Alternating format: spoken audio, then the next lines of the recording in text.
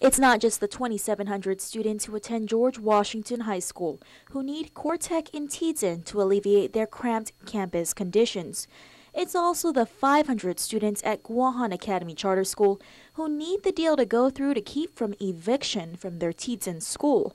But for the last few days, the deal to purchase Tiyan to help both schools, in addition to the relocation of the DOE central offices from Hagutnya to Tiyan, has been subject of criticisms all around. Over the past few days, we've been wondering, are people just using this as another political opportunity in the legislature to make the administration look bad? Despite yesterday's criticisms from Senator Mike Nicholas, who says the administration created a crisis involving the charter school to force the government to make a deal with CoreTech, Governor DeCalvo's Director of Communications, Troy Torres, says otherwise. Torres tells KUAM the Tiyan lease and option to purchase has been years in the making, dating back to 2009, when GovGuam first issued an RFP for an interim John F. Kennedy High School.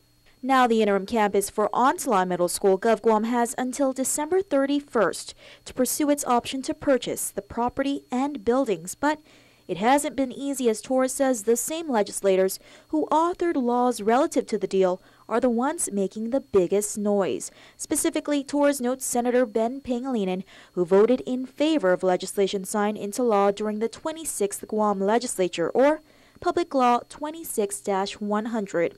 We should note the Tiyan property being purchased was once owned by GovGuam, but thanks to this law was returned to original landowners and sold to CoreTech, who in turn are selling it back to GovGuam. How is it that we're in a situation where GovGuam is buying property it once owned? And if you go back to how this all happened, it's called Public Law 26-100, sponsored by Senator Ben Pangilinan, the very senator who's making a big stink about this right now. Ancestral lands went through the process and deeded the property back to the families of the original landowners, which was the Arreola family. The Arreola family sold the property to the current owner, CoreTech. This is why we're in this situation today.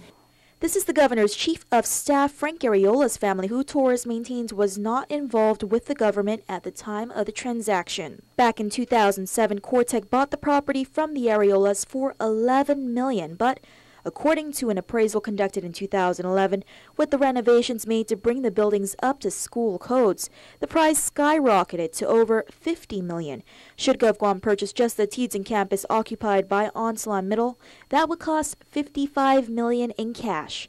But with the addition of a new gym, new DOE central headquarters, and the charter school buildings, that price goes up to $98 million in cash.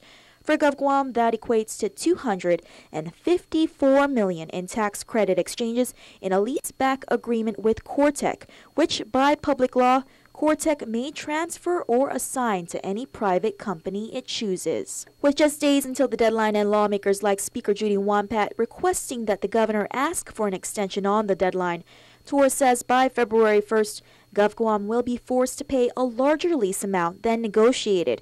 In this scenario, GovGuam must give up $142 million in tax credits to lease the current Tiyan property, rather than giving up only $125 million in tax credits to purchase the property Onslow Middle currently sits on.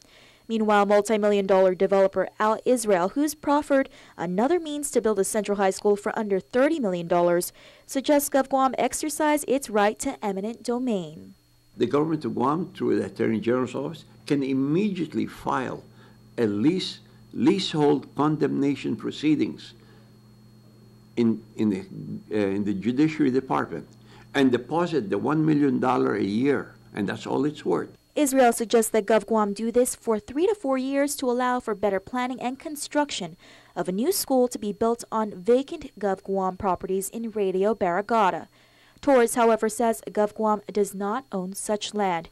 Reporting for Guam's News Network, I'm Crystal Paco.